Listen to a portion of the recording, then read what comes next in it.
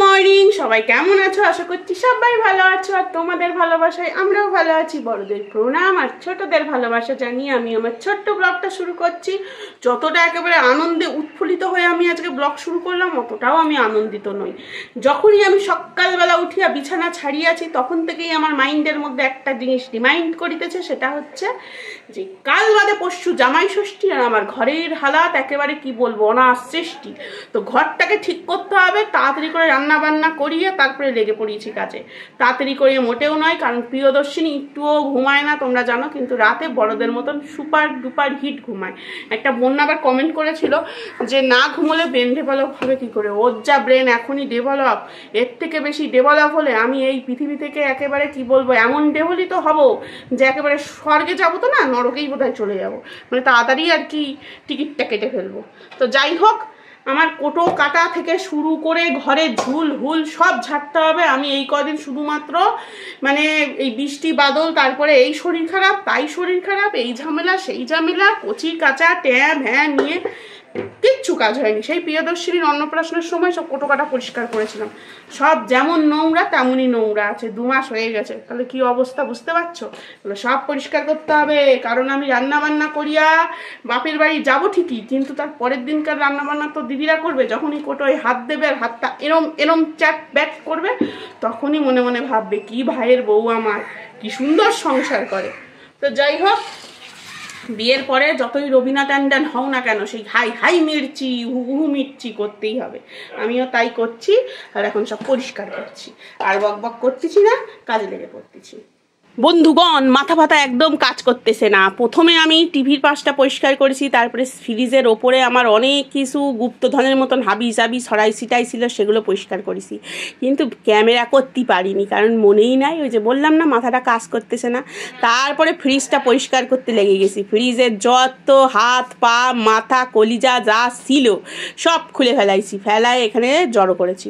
হ্যাঁ, কলতলা নিয়ে গিয়ে আমার ভালো করে জেপটে বসে তারপরে মাজা করা দরকার ছিল, কিন্তু সব কথা তো কওয়া যায় না। না, কলপারে আমি বাসন মাজতে পারি না। না, বাসন মাজতে কেউ বারণ করেনি, আমার পোষান ওর পোষান বলে কোনো ভাগ নেই, কিন্তু কলতলার যা অবস্থা, ওখানে আমার বাসন কোসন রাখতেই আমার কেমন হয়, আর হয়তো কোনোদিন ওখানে মাজতে পারবো না। হ্যাঁ, তো যাই হোক, তো চলো, বেশি কিছু বলার দরকার নেই, বলাটাও উচিত না, কিন্তু কিছু কিছু কথা না বলে জানিয়ে রাখতে হয়। এই দেখো, আমার টিভির পাশটাও পরিষ্কার হয়ে গেছে, উপরে আমার গুপ্ত ধনগুলোও সাজানো হয়ে গেছে, আর এখানের অবস্থাও খারাপ ছিল, এটাও গোছানো হয়ে গেছে। এবার বাকি আছে এইটা একেবারে ডাস্টবিনের মতো। নিজের দোষে নিজে আজকে কপালটা পুড়িয়েছি। এখন এই কপাল চাপড়ালে বুক চাপড়ালে কি হবে বলো তো? নিজের গালে নিজের মনে হচ্ছে দুখানার চড় মারি। আর এই যে আমার ভাঙা এই যে রিং লাইট, এইটা দিয়ে এখন আমি ভিডিও করব।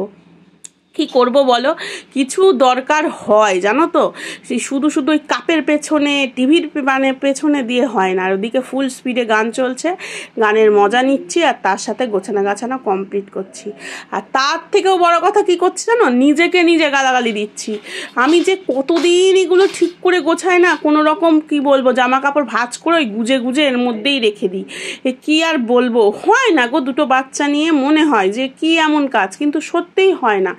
2 টাইম রান্না আছে, তারপরে আবার 2 টাইম তো না, 3 টাইম, দুপুরেও কিছু না কিছু আমার হয়, তারপরে হচ্ছে বড়টার একটু দেখাশোনা আছে, সবই রয়েছে। তো চলো, গুছিয়ে ফেলেছি। একটা ঘর কোথায় কিভাবে গোছাবার, এই যে ফুড জুসারটা, এটা আমি ওপরেই তুলে রাখবো। আমার বাংকারের অবস্থা দেখেছো, বাংকার কম একেবারে কি বলবো, এখানে মানে ডাস্টবিন বেশি, কিছু করার নেই গো, ঠাকুর দিলে একদিন ঠিক ঘর বাড়ি হবে, তখন সব গুছিয়ে রাখবো। চলো, ঝাল মশলা এবার হচ্ছে আমার পরিষ্কার করার পালা। এগুলো ভালো করে পরিষ্কার করে নিই, যতটা করা যায় ততটাই করব, কিছু করার নেই। আর 2 মাসে কি অবস্থা, 2 মাসে একেবারে চিটচিটে হয়ে গেছে, মানে এত চিটচিট করছে না, আমি হাত দিতে পারছি না, নিজের মাথায় নিজে মনে হচ্ছে একটা বাড়ি মারি, এত কষ্ট হচ্ছে। চলো, এদিকেও গোছানো হয়ে গেছে, নিচটাও গোছানো হয়ে গেছে, নিচটারও অবস্থা খারাপ। আর হাঁড়িগুলো দেখছো, ওগুলো আমার হান্ডি চিকেন হতো এক সময়, সেই হান্ডি চিকেনের হাঁড়ি, এখন হান্ডি চিকেন আমি ভুলেই গেছি করা। শেষ পর্যায়ে মাছ ঝাড়ু মেরে ঝেঁটিয়ে বিদেই করার। দেখেছো কত জড়ো হয়েছে, এগুলো আমার ঘর থেকে বেরিয়েছে। এখানেই শেষ নয়, কালকে তোমাদের দাদা ঝাড় দেবে, ফাইনাল ঝাড়, তখন দেখবে যে কত বেরোবে, আর মনে মনে আমাকে গজরাবে। তো যাই হোক, এর মধ্যেই প্রিয়দর্শিনীকে আমি খাইয়েও দিয়েছি, আবার ঘুম পাড়িয়ে দিচ্ছি। জামাটা উল্টো করে পরে নিয়েছি, কারণ একপাশে ঝুল ঝাল লেগে কি অবস্থা। তারপর আবার জামাটা সেকেন্ড পার্ট বার করে নিয়েছি। তো চলো জামা কাপড়গুলো তুলে নিলাম, এগুলো গতকালের জামা কাপড় ছিল। এখন বাপু যতই সূর্যি মামার তেজ থাকুক খুব বেশি তেজ দেখাতেই পারে না, কারণ ওই যে একবার জামা শুকায় না, দুদিনে শুকাতে হচ্ছে। আর বর্ষা বাদল লেগে থাকলে কি আর করা যাবে। গতবার জানো তো যখন প্রিয়দর্শী পেটে ছিল, ওরে গরমের গরম, খুব কষ্ট হতো। এবার গরম পড়লেও কিন্তু সেই গরমটাও নেই। আর আমার প্রিয়দর্শিনীও বাইরে চলে এসছে। তো যাই হোক, চলো ঘরটরগুলো ঝাঁটিয়ে নিলাম, নিয়ে চলে এসছি এদিকে হালকা কিছু কাটাকাটি করতে। পেঁয়াজ আর রসুন, আদা একটুখানি আছে, আদা আর দেবো না, একটু বাঁচিয়ে রাখি আদাটা, কারণ রাতেও রান্না করতে হবে। এখন বাপু আমাদের মতন খুচরো লেভেলের খাওয়া দাওয়া করবো, চা দিয়ে হোক চলে যাবে ঠিক।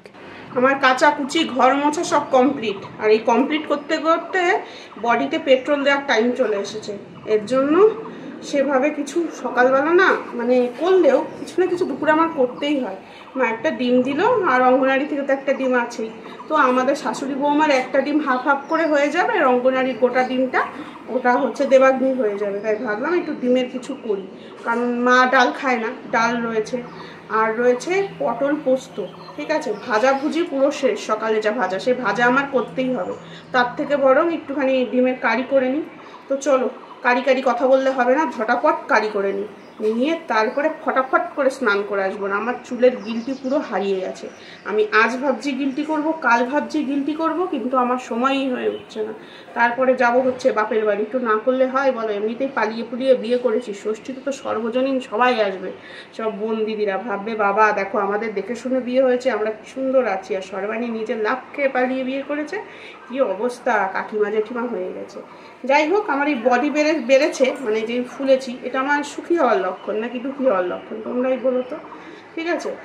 আর এই যে এখন চেদারা হয়েছে, এটা হচ্ছে 30 পেরোনোর এফেক্ট। আর কিছুটা হচ্ছে বাচ্চা কাচ্চা হয়ে গেলে তো এরকম হয়ই। তারপরে প্রত্যেকটা বয়সের নিজস্ব একটা গ্ল্যামার আছে। এখন যদি আমার 30 পেরোনো অবস্থাতেও যদি আমি এরকম টুনটুনি থাকি, আর এদিক দিয়ে ওদিক দিয়ে যদি ঝাল লণ্ঠন চুল ঝুলতে থাকে, সেটা কি আমার খুব ভালো লাগবে? না এই 30 পেরোনোর পর বেশ ঘষগিন্নি লাগে, সেটা ভালো লাগবে। তো চলো ঝপাঝপ করে নিই। সকাল থেকে না মুডটা খুব অফ ছিল, মানে এই টেনশানে যে কতক্ষণে সমস্ত কিছু করব, এই একটা টেনশান হচ্ছিল। কিন্তু এই সমস্ত কিছু মিটে গেলে এখন একদম মোগাম্বো খুশোয়া টাইপের ফিল হচ্ছে। কেন আর এই রসুন ছাড়ানো বড্ড ঝামেলির কাজ। চলো বকবো না, কাজ করে নিই। চলো, আমার ডিমবক সুন্দরী রান্না হয়ে গেছে। রঙ্গনারীর ডিমটা আমি ভাজতে গিয়ে ফুটিয়ে 10 টুকরো করে ফেলেছি, কি আর করা যাবে। কাঁচা লঙ্কাও ফেলে দিয়েছি ওতে। আর চলো স্নান ধানও কমপ্লিট, এবার একটু সাজুগুজু করে নেওয়া যাক। তো এখন কটা বাজে জানো? দাঁড়াও, ঘড়িতেই না হয় দেখাবো কটা বাজে, মুখে বলে আর কি হবে। আর দেখো কানের পরি না, মুখটা এখন কি বাজে লাগে, কিছু করার নেই। প্রিয়দর্শিনী বড় হোক, তাহলে যেটুকু সোনাদানা আছে হারিয়ে যাবে। দেখেছো কটা বাজে? এখন বাজে হচ্ছে 3:25, প্রায় 4টে বাজেই হচ্ছে না। আমাদের 15 মিনিট ফাস্ট ঘুরিয়ে এখন দেখো উঠে পড়েছে, ঘুম পাড়িয়ে শোয়ালাম। আর যে আমি স্নান করতে গেছি উঠে গেছে, মা নিয়ে বসে আছে। আর দেখো বড়টার কীর্তি, বুঝতে পারছো? ঠোঁটে লিপস্টিক লাগিয়েছে। তো মেয়ে দেখেছো মাঝে মধ্যেই সাজতে এত ভালোবাসে, একা একাই সাজে।